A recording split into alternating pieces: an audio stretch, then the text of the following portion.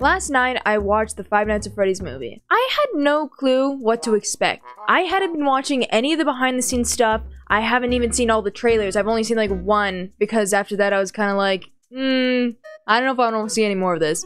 I couldn't really imagine a Five Nights at Freddy's movie actually being scary. Also, Josh Hutcherson is in it, and I cannot see him as anyone else other than Peter Millark. And I don't really want to see Peter Millark. He kind of scared me as a kid. The Five Nights at Freddy's movie is made by the Blumhouse Studios and is distributed by Universal Pictures, which is weird because that is like one of the biggest movie brands of all time. It had a budget of $20 million, and it's not looking too good. It has a 26% score on Rotten Tomatoes. Do you know how low that is? And a 5.7 out of 10 on IMDb. So what went wrong? Why don't people like this movie? Well, actually, people do like this movie. I tricked you guys. On Google's reviewing system, 95% of people said that they liked this movie, and the audience rating on Google is 4.4 out of 5. So obviously there's some very mixed, strong opinions about this movie. Before the movie started, I really did not think it was gonna be good at all. I had like the lowest expectations. I was expecting to come out of this a hurt man, a man. There was no way it was gonna be scary, and it just seemed like a cash grab. And I was kind of right.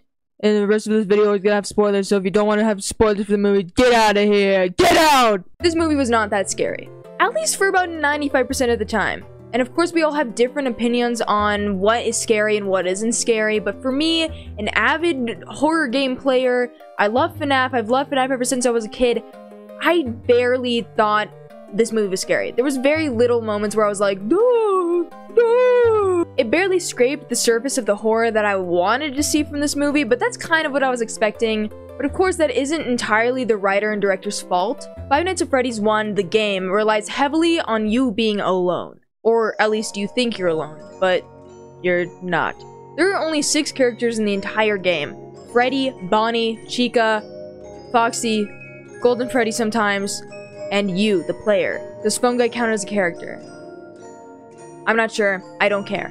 The fact that in this entire building, the entire pizza complex, we're the only person, and there is only just like robots in the place, is terrifying. That is what makes Five Nights at Freddy's scary. The movie, however, does not abide to this at all. Mike Schmidt is the main character. He's a security guard, and he's never really alone in the pizzeria. When he is alone in the pizzeria, he is asleep.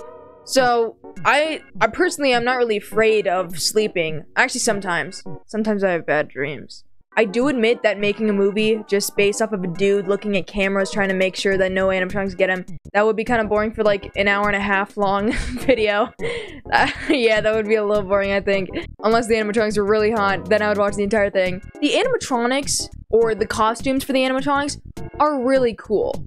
Watching them move around, though goofy at times, it was freaking awesome. It made the 10-year-old inside of me so happy and so excited, and it made the 10-year-olds inside of the animatronics also very excited. I feel like a show host holding this mic. It's so... I feel powerful with this. Seeing Chica through the fan in that one scene nearly made me piss my pants. Foxy sprinting down the hallway is iconic and creepy. Freddy's intimidating, and Bonnie's there. Listen, Bonnie's probably the least scary in my opinion. He looks way too huggable to be scary. I'm sorry. One little nitpick that I have about the animatronics is that they're a little too animated. Like their eyelids and Chica's eyebrows, they move a lot, like a surprising amount. Like they're showing emotion constantly, which I feel like kind of takes you away or take the horror out of it. I feel like if they were just a blank face and their pupils would move around and like look at you just dead on and not like go like that, I feel like that would be a lot more scary. In my personal opinion. I know that's a nitpick, but still. Something I really loved was the 8-bit animations in the beginning of the movie. I immediately got so hyped up for what this movie could be. It was also just a great homage to the games. It was just one out of the many times where it felt like this movie really was made for the fans. So yeah, that was very cool. I enjoyed the acting. I think most of the performances were pretty solid, though the way that Abby's actress played her, I hated Abby throughout the entire movie. I know she's a child and we're supposed to sympathize with her. I couldn't. She was so annoying. She just was so annoying about every single thing. She wouldn't go along with what anyone says. And she was just like, I don't want to do that, Mike. I don't want to do that. But no, I love you. But no, I hate you. Freddy's my friend. Why didn't I play Abby? I could have done really good. I actually don't think I liked any of the main characters. The only character I liked was the Uber driver. Love that guy. Mike was whiny. Vanessa was strange. William Afton was perfect. Okay, but let's talk about Vanessa. One thing that me and my friends kept joking about throughout the entire movie is the fact that Vanessa, she's a cop, right? So why does she just keep, like, going on these random little missions with Mike? There was a point where she just straight up went to Mike's house to hang out while she was on call. She had the police car, she had the whole outfit on. Ma'am, aren't you supposed to be going solving crimes? 3 people just died, and you're hanging out with your friend? Anyways, that was weird. She's a weird character. I wasn't sure how to feel about her. I didn't really like her that much. She honestly didn't even do that much. Well, except for, like, save Mike in the end, but, who's counting? Also, she is William Afton's daughter. Huh? What do you mean? Listen, I know this movie has basically put every single Fnaf game into a blender and mixed it up and is now forcing us to drink it, but I just don't get it. I don't understand. My mouth and my heart is confused. Is Vanessa supposed to be the security breach Vanessa? Or did they just, like, happen to name her the same name and she also was blonde and also, why is she kinda... Let's talk a little bit more about the animatronics. What the Why is there a montage in the middle of the movie of them just hanging out with them? And why did Bonnie give a thumbs up? I don't think I've ever been so shocked at a scene.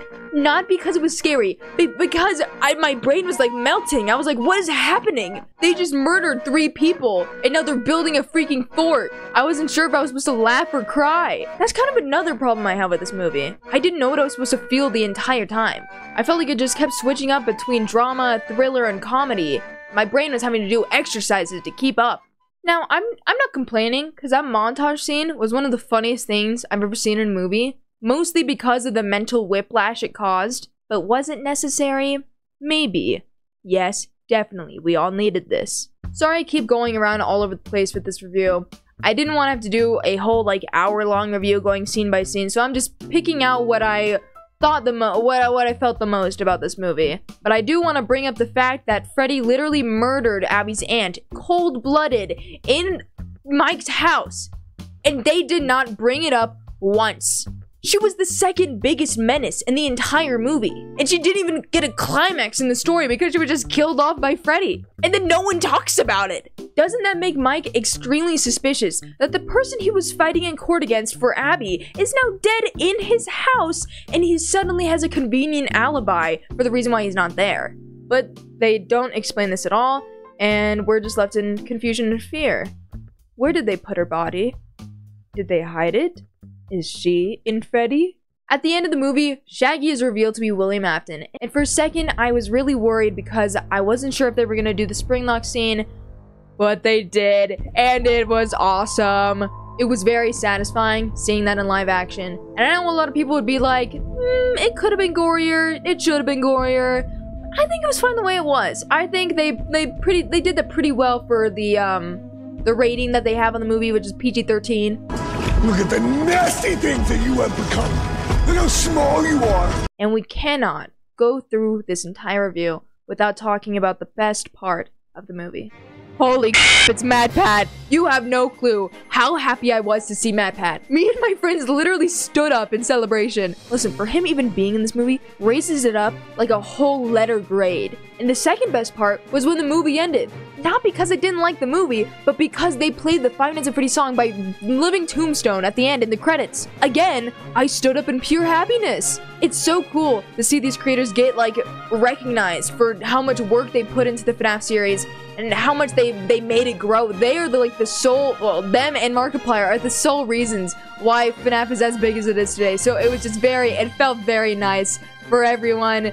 Made my heart very warm. And then later on in the credits, a deep voice spells out, "Come find me."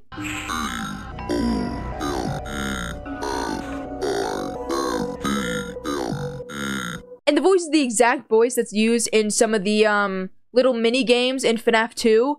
which I thought was a really cool thing, and then it's gonna be like, oh, it's a sequel, come find me, FNAF 2. And honestly, I kind of hope so. I want to see what they do with the material, and if they end up making a FNAF 2 as a prequel, I think I will pee my pants. And that's why I cannot call this a bad movie. Because as a fan, it made me remember me getting really into FNAF in like 2014, and I have to respect that. And that's why if you take the nostalgia and the love you already have for the games, I can see why people who don't know what the games are, or just like movie critics, would say this is a bad movie, because I'm gonna be honest, it was a pretty mid movie. Like if you're being a critic, yeah, it's not very good. It's confusing, it has some holes in it, the acting isn't strong all the way through. The script is weird too sometimes, but it's Five Nights at Freddy's. How could I dislike it? Throughout the entire film, I just couldn't believe they actually turned this game into a movie. An indie game with a super small budget made it to the big screen. So yeah, the FNAF movie was good. Sorry for the delay in videos. I moved to college, if you couldn't tell. I've been just a little bit busy. If you want to see some more stuff from me, go check out my channel. It's right here. You're watching it right now. I have a few FNAF video essays that you guys might like if you haven't seen those already. I also play horror games on my Twitch pretty often, if you guys want to check that out in the description below. Join my Discord, also in the description. Thanks for watching. Bye-bye.